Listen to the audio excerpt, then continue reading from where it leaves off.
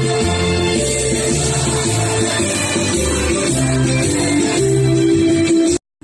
ini ada 2 kegiatan yang akan dilaksanakan, yaitu seminar pencegahan stunting dan talkshow dampak penggunaan gadget bagi generasi muda. Kami selaku pimpinan daerah sangat mendukung dan mengapresiasi dengan dilaksanakannya kegiatan yang telah dilaksanakan oleh tim penggerak PKK Kabupaten Gresik. Ibu-ibu, 1000 hari pertama adalah usia emas bagi tumbuh kembang dan seorang anak. Jadi pemerintah pada saat ini sangat memperhatikan masalah stunting ini. Jangan lagi ada anak Indonesia stunting.